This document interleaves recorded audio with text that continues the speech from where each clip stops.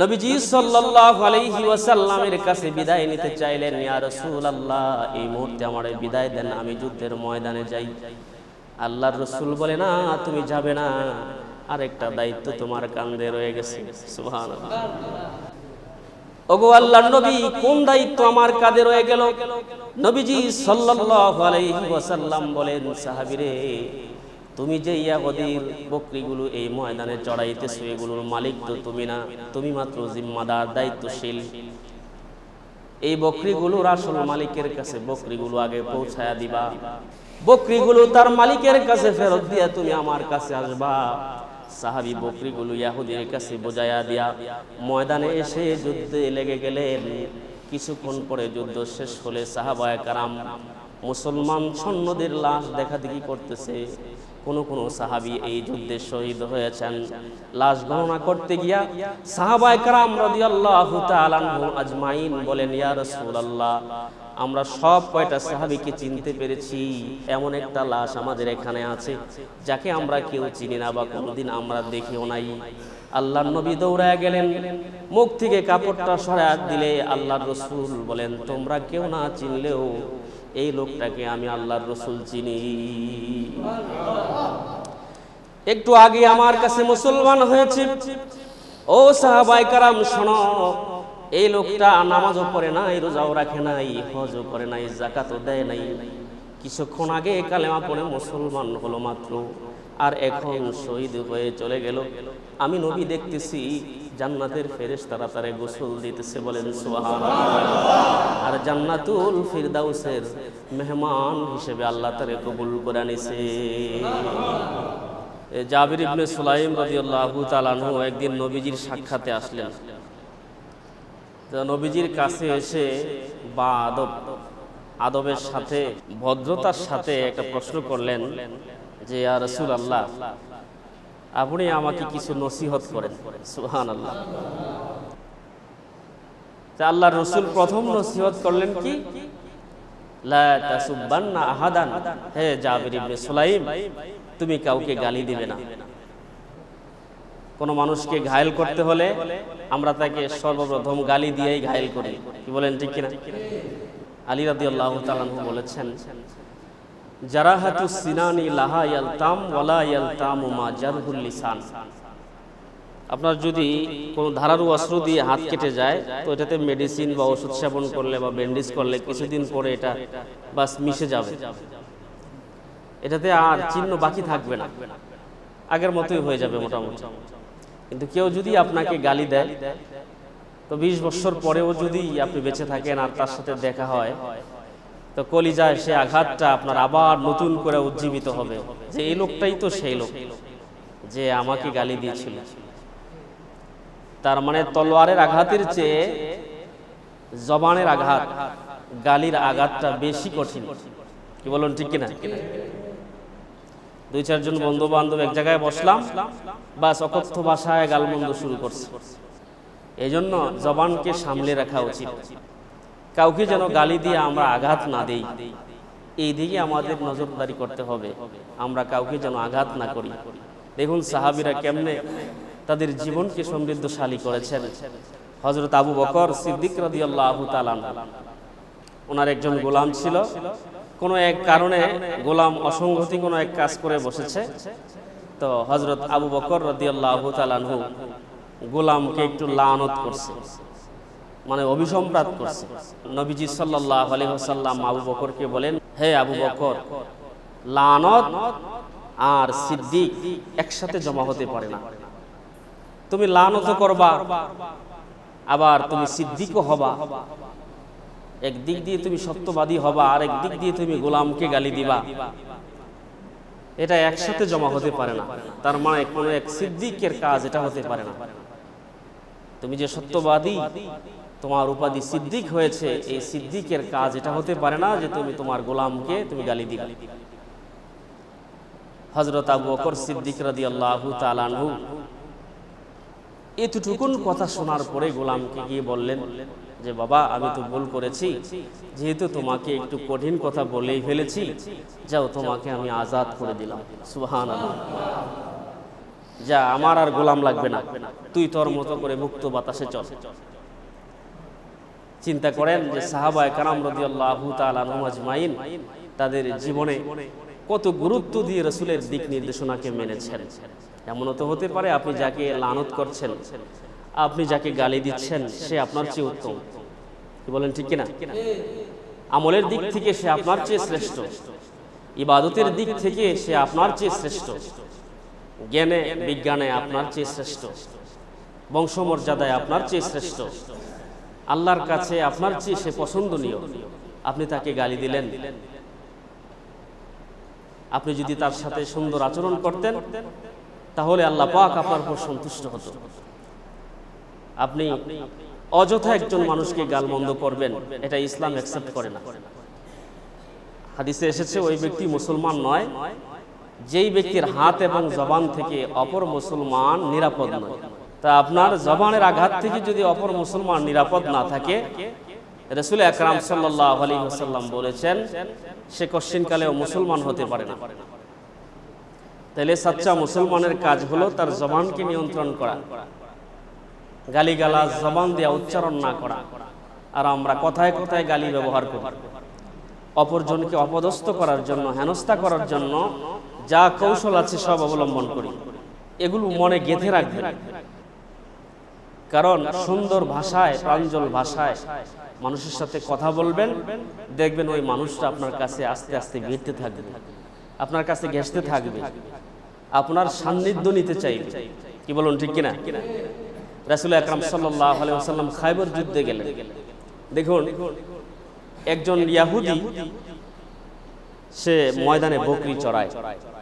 তো রাসূল আকরাম সাল্লাল্লাহু আলাইহি ওয়াসাল্লাম খায়বর যুদ্ধে অবস্থান করছেন।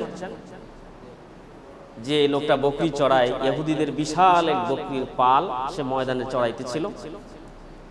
মানুষের কাছ থেকে মুহাম্মদুর রাসূলুল্লাহর অনেক কথা শুনেছেন, অনেক ফজিলত শুনেছেন, অনেক মাহাত্ম্য কথা শুনেছেন, কিন্তু নবীজিকে তার দেখার সৌভাগ্য হয়নি। যেহেতু আজকে এই সুযোগ, এই ময়দানে সে বকরি চড়াইতেছে, আর মুহাম্মদুর রাসূলুল্লাহ সাল্লাল্লাহু আলাইহি ওয়াসাল্লাম এই খায়বর প্রান্তেই কোনো একটা তাঁবুতে আছে, যাই একটু মুহাম্মদের সাথে দেখা করে আসে। এই ছেলেটা আস্তে আস্তে গিয়া ওইখানে এক সাহাবীকে জিজ্ঞাসা করছেন যে তোমাদের নেতা কোথায়? তো একজন সাহাবী ইশারা দিয়ে দেখাইলেন যে ওইখানে একটা তাঁবু আছে, ওই জায়গায় গিয়া দেখো যে আমাদের নেতা অবস্থান করছে। ওই ইহুদি আস্তে আস্তে করে নবীজি সাল্লাল্লাহু আলাইহি ওয়াসাল্লামের তাঁবুর কাছে গেলেন। যাওয়ার পরে রাসূল আকরাম সাল্লাল্লাহু আলাইহি ওয়াসাল্লামকে বললেন, আপনি কি মুহাম্মদ? তখন রাসূল আকরাম সাল্লাল্লাহু আলাইহি ওয়াসাল্লাম বলেছেন যে হ্যাঁ, আমি মুহাম্মদ। তখন ওই রাখাল বিস্মিত হলো যে একজন নেতা, একজন রাষ্ট্রনায়ক এত সাধারণভাবে কিভাবে থাকে? খেজুর পাতা দিয়া একটা সামিয়ানা দেওয়া, নিচে সাধারণ বিছানা, সেখানে একজন বাদশা বসে আছে যার অনুসরণ সাহাবায়ে কেরাম করছেন। সুবহানাল্লাহ। বিস্মিত হয়ে জিজ্ঞাসা করছে যে ইয়া রাসূলুল্লাহ, আমি তো আশ্চর্য হলাম আপনার এই অবস্থান দেখে। একজন বাদশা, দুনিয়ার অন্য বাদশাদেরকে আমরা দেখেছি, বর্তমানেও যারা রাজা বাদশা আছে তাদের চাল চলন দেখলে মনে হয় না যে তারা এই জগতের কোনো মানুষ। কি বলেন, ঠিক কিনা? আমার মুসলমান ভাইরা, ওই রাখাল বেচারা নবীজি মুহাম্মদ মুস্তাফা সাল্লাল্লাহু আলাইহি ওয়াসাল্লামের এই সাধারণ বেশে দেখার পরে বিস্মিত হয়ে গেল, আশ্চর্য হয়ে গেল। নবীজি সাল্লাল্লাহু আলাইহি ওয়াসাল্লাম এই সুযোগে ওই রাখালকে বলতেছে, ভাই রাখাল, আমি যেই সত্যের দাওয়াত দেই, ইসলাম ও কালেমার কথা বলি, তুমি যদি আমার কথাগুলো শোনো তাহলে এই মুহূর্তে তোমার কাছে আবেদন হচ্ছে তুমি কালেমা পড়ে মুসলমান হয়ে ইসলাম ধর্ম গ্রহণ করে ফেলো। ওই ইহুদি রাখাল বলে, ইয়া রাসূলুল্লাহ, আমি বুঝতে পেরেছি আপনি সুযোগ বুঝে আমাকে ইসলামের দাওয়াত দিচ্ছেন, কালিমার দাওয়াত দিচ্ছেন, তবে আমি জানতে চাই এই কালেমার দাওয়াত আমি যদি এই মুহূর্তে গ্রহণ করি তাহলে আমার লাভ হবে কি? নবীজি সাল্লাল্লাহু আলাইহি ওয়াসাল্লাম বলেন, তুমি যদি কালেমা পড়ে মুসলমান হয়ে যাও তাহলে জান্নাতে নেবার জন্য আমি জিম্মাদার হয়ে যাব। আল্লাহর রাসূলের এত সুন্দর আচরণ দেখে ওই ইহুদি রাখাল আর তার বাপ দাদার ধর্ম নিজের অন্তরে লুকায় না রাইখা এবার প্রকাশ্যে বলছে, ইয়া রাসূলুল্লাহ, আর দেরি করবার চাই না, আপনার এত মধুময় ব্যবহার, এত সুন্দর আচরণ আমাকে মুগ্ধ করে তুলেছে। এই মুহূর্তেই আমাকে কালিমা পড়ায়া দেন, লা ইলাহা ইল্লাল্লাহু মুহাম্মাদুর রাসূলুল্লাহ সাল্লাল্লাহু আলাইহি ওয়াসাল্লাম। দেখুন, একজন ইহুদি রাখাল নবীজির মধুময় বাণী শুনে, জবানের কথা শুনে কতটা কাছে ভিড়েছে। আর আমরা আমাদের জবানের কারণে, আমরা আমাদের জবানের ভাষার কারণে আমাদের সমাজের মানুষই আমাদের কাছে ভিড়তে চায় না। ঠিক না বেঠিক? আমাদের জবানের ভাষার কারণে, আমাদের জবানের তালাফুজের কারণে মানুষ আমাদের দ্বারস্থ হতে চায় না, আমাদের কাছে ভিড়তে চায় না, মিশতে চায় না, ঘেঁষতে চায় না। অথচ একজন ইহুদি রাখাল সবে মাত্র নবীজির কাছে সামান্য সময় দিয়েছে, আর নবীজির সুন্দর কথার কারণে, সুন্দর কালেমার কারণে ইসলাম কবুল করে সে জান্নাতি হয়ে গেছে। কালেমা গ্রহণ করার পরে সেই ইহুদি রাখাল বলে, ইয়া রাসূলুল্লাহ, এখন তো কালেমা গ্রহণ করলাম, এই মুহূর্তে আমার কাজ কি? আল্লাহর নবী সরকারে দু জাহান সাল্লাল্লাহু আলাইহি ওয়াসাল্লাম বলেন, এরে রাখাল, তুমি এমন একটা মুহূর্তে কালেমা পড়েছো, না এখন নামাজের সময়, না এখন হজের সময়, না যাকাত দেওয়ার সময়, না রমজান মাস রোজা রাখার সময়, তুমি এমন একটা সময়ে কালেমা পড়েছো এখন তোমার উপর কোনো ইবাদত নাই। তবে এই মুহূর্তে খায়বরের প্রান্তে সাহাবীরা যুদ্ধ করতেছে, তুমি যেহেতু ইসলাম ধর্ম গ্রহণ করেছো, তো সবচাইতে ইসলামের সবচাইতে কঠিন কাজটাই হইল তলোয়ারের নিচে যুদ্ধ করা। সুবহানাল্লাহ। তলোয়ারের ছায়া তলে থেকে তুমি যুদ্ধ করবা, হয়তো গাজী হবা, নয়তো জীবন দিবা আল্লাহর রাস্তায়। এবার সে রাখাল নবী মুসলিম বলতেছে, ইয়া রাসূলুল্লাহ, আমি যদি যুদ্ধের ময়দানে গিয়ে শহীদ হয়ে যাই তাইলে আমার লাভ কি? আল্লাহর নবী বলে, আমি তোমার জন্য ওয়াদা করলাম, আল্লাহ রব্বুল ইজ্জাতুল জালাল তোমাকে জান্নাতুল ফিরদাউসের মেহমান বানায়া দিবে। ওই সাহাবী আর দেরি করেন নাই, সঙ্গে সঙ্গে নবীজি সাল্লাল্লাহু আলাইহি ওয়াসাল্লামের কাছে বিদায় নিতে চাইলেন, ইয়া রাসূলুল্লাহ, এই মুহূর্তে আমারে বিদায় দেন, আমি যুদ্ধের ময়দানে যাই। আল্লাহর রাসূল বলে, না, তুমি যাবে না, আরেকটা দায়িত্ব তোমার কাঁধে রয়ে গেছে। সুবহানাল্লাহ। ওগো আল্লাহর নবী, কোন দায়িত্ব আমার কাঁধে রয়ে গেল? নবীজি সাল্লাল্লাহু আলাইহি ওয়াসাল্লাম বলেন, সাহাবীরে, তুমি যে ইহুদির বকরিগুলো এই ময়দানে চড়াইতেছো, এগুলোর মালিক তো তুমি না, তুমি মাত্র জিম্মাদার, দায়িত্বশীল। এই বকরিগুলোর আসল মালিকের কাছে বকরিগুলো আগে পৌঁছায়া দিবা, বকরিগুলো তার মালিকের কাছে ফেরত দিয়া তুমি আমার কাছে আসবা। সাহাবী বকরিগুলো ইহুদির কাছে বোঝায়া দিয়া ময়দানে এসে যুদ্ধে লেগে গেলেন। কিছুক্ষণ পরে যুদ্ধ শেষ হলে সাহাবায়ে কারাম মুসলমান সৈন্যদের লাশ দেখাদেখি করতেছে। কোন কোন সাহাবী এই যুদ্ধে শহীদ হয়েছেন। লাশ গণনা করতে গিয়া সাহাবায়ে কেরাম রাদিয়াল্লাহু তাআলা আনহুম আজমাইন বলেন, ইয়া রাসূলুল্লাহ, আমরা সব কয়টা সাহাবীকে চিনতে পেরেছি, এমন একটা লাশ আমাদের এখানে আছে যাকে আমরা কেউ চিনি না বা কোনোদিন আমরা দেখিও নাই। আল্লাহর নবী দৌড়ায় গেলেন, মুখ থেকে কাপড়টা সরায় দিলে আল্লাহর রাসূল বলেন, তোমরা কেউ না চিনলেও এই লোকটাকে আমি আল্লাহর রাসূল চিনি। একটু আগে আমার কাছে মুসলমান হয়েছে।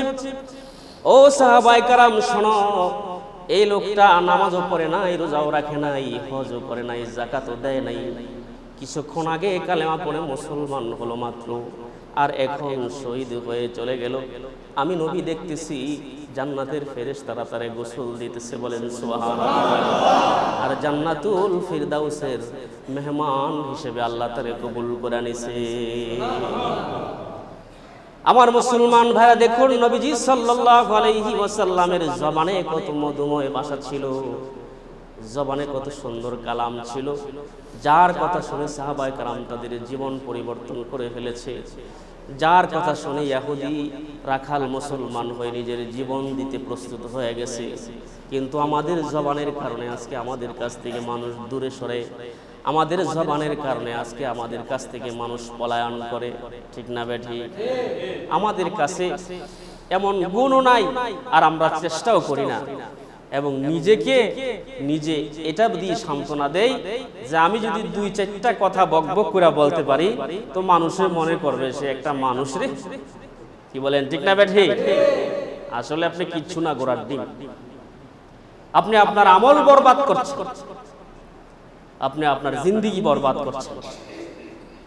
সাহাবায়ে কেরামের ইতিহাস তো শোনালাম, দেখুন আমাদের আকাবিরদের কথা। আমাদের আকাবিররা তাদের জীবনকে কত সুন্দর করে সাজিয়েছেন।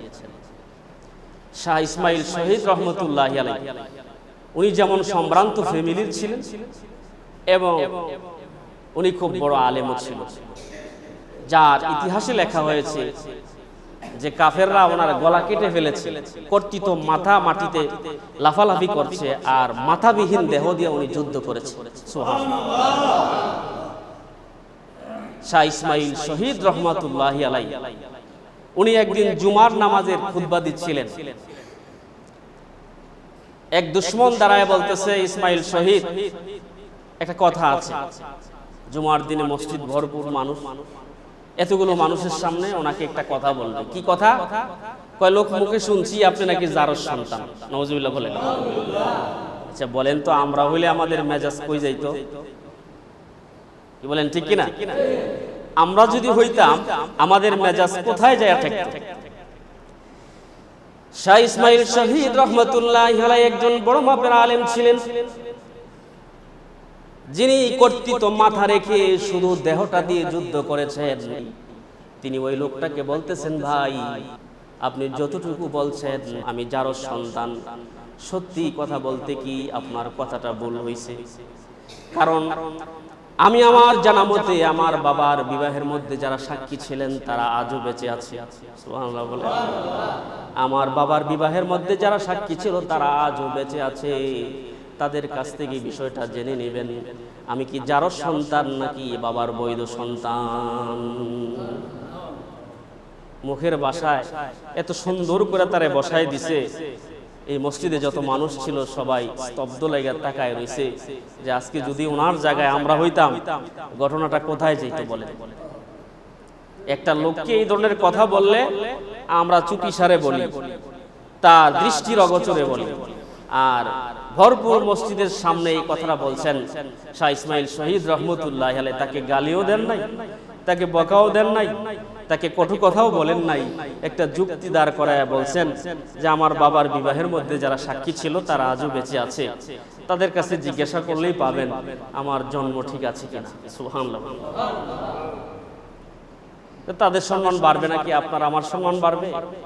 আমরা তো অযথাই গালিগালাজ করি। কি বলেন, ঠিক কিনা?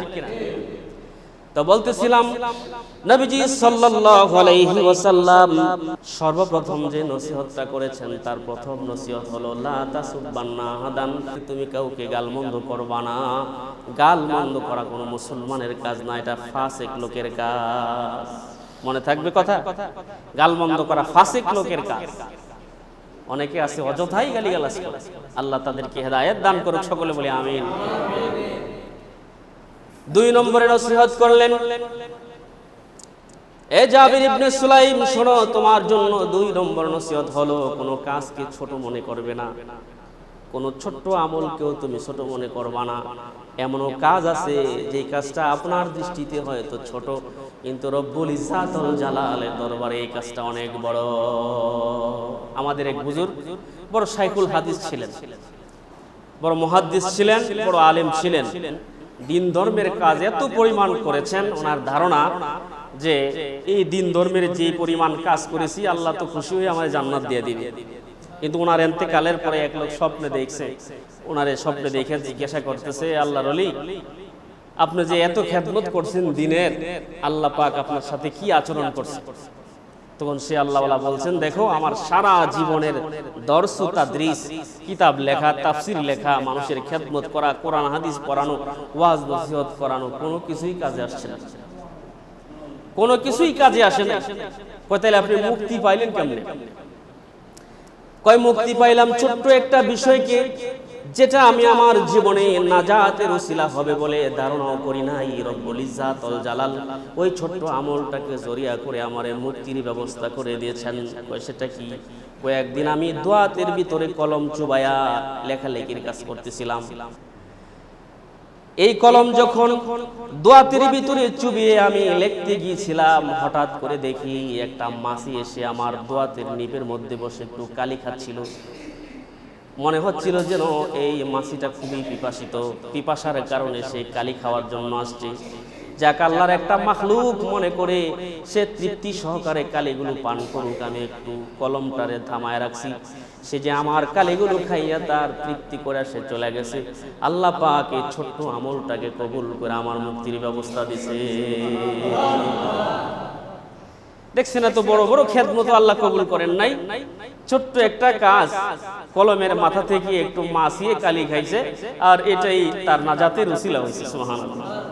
বুখারী শরীফে একটা হাদিস মনে হয়েছে, এটা কয়ে শেষ করি। বুখারী শরীফে মাশহুর একটা হাদিস আপনারা সবাই জানেন, যে এক মহিলা যাচ্ছিল, মহিলার সারা জীবনেই পাপ পঙ্কিলতায় কাটছে, যাকে আমাদের দেশের ভাষায় বেশ্যা বলে, নাউজুবিল্লাহ বলে। এই মহিলা দেহ ব্যবসা করত। এই মহিলাটা যাচ্ছিল, হঠাৎ করে দেখলেন যে রাস্তার পাশে একটা কুকুর জিহ্বা বের করে হাঁপাইতেছে। মহিলাটা বুঝতে পারছে যে কুকুরের খুব পিপাসা লাগছে। তো মহিলা আশেপাশে বালতি তালাশ করছে, পানি উঠাইয়া কুকুরকে খাওয়াবে, কোনো ব্যবস্থা পায় না। অনেক চিন্তা ফিকির করে ভাবতেছে যে কিভাবে তার একটু পানি দিয়ে সহযোগিতা করা যায়। তো পায়ের একটা মৌজা খুলছে, চামড়ার মৌজা, ওই মৌজাটা খুইলা গায়ের ওড়নাতে পেঁচাইয়া বাইদা কূপ থেকে পানি উঠাইয়া কুকুরে খাওয়াইছে। আল্লাহর রাসূল বলেন যে এই কাজটা মালিকের কাছে, আল্লাহর কাছে এত পছন্দ হয়েছে যে আল্লাহ পাক পেছনের সব গুনাহ ক্ষমা করে আল্লাহ তার জন্য জান্নাত মঞ্জুর করে দিয়েছে। বুখারী শরীফের হাদিস আছে। যদিও কাজটা ছোট্ট মনে হয়েছে, ছোট্ট কাজ, কিন্তু আল্লাহ পাক এই ছোট্ট কাজের কারণেই তারে জান্নাত দিয়ে দিয়েছে বলে সুবহানাল্লাহ। তাহলে 2 নম্বর নসিহত করলেন কি, কোনো কাজকে ছোট মনে করবা না।